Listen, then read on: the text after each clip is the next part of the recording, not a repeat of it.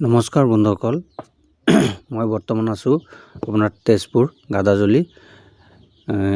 এইটো এটা আপোনাৰ আসাম টাইপৰ ঘৰ এখন আমি বনাই আছোঁ। আপোনালোকক মই আগতে কৈছিলোঁ তেজপুৰ এখন কাম আমাৰ ষ্টাৰ্ট হ'ব। আমি তেজপুৰ কামখন ষ্টাৰ্ট আপোনাৰ কৰিছোঁ, কৰি পেলাই আপোনাৰ পিনটো বনাই কমপ্লিট কৰিলোঁ।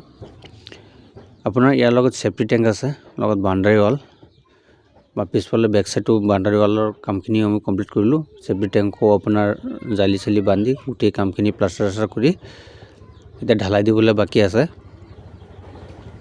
এই ঘৰখন আপোনাৰ বহলটো হৈছে আপোনাৰ 28x6 আৰু দীঘলটো হৈছে আপোনাৰ 48।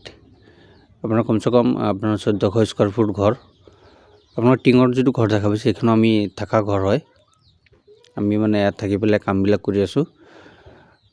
আৰু এইখন ঘৰত আছে আপোনাৰ 3টা বেডৰুম আছে।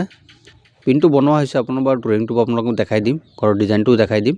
পিনটো বনোৱা হৈছে 10 ইঞ্চি পিন, মাজৰকেইটা 5 ইঞ্চি দি পেলাই অলপ কম মানে খৰচাটো কমাবৰ কাৰণে 5 ইঞ্চি মাজৰকেইটা দিয়া হৈছে। গোটেই চাৰি চাইডটো 10 ইঞ্চি বনোৱা হৈছে পিনটো। আৰু ভীমবিলাক চব 10 ইঞ্চি ভীম।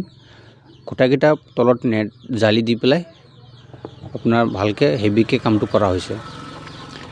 আৰু এই ঘৰখনত আপোনালোকে গমেই পাইছে, তিনিটা বেডৰুম, কিটচেন আছে, লিভিং ৰুম আছে, কৰিডৰ আছে, বাৰান্দাখন ডাঙৰ বাৰান্দাখন আৰু লগত চেফটি টেংকটো আপোনালোকে দেখা পাইছে, চেফটি টেংক।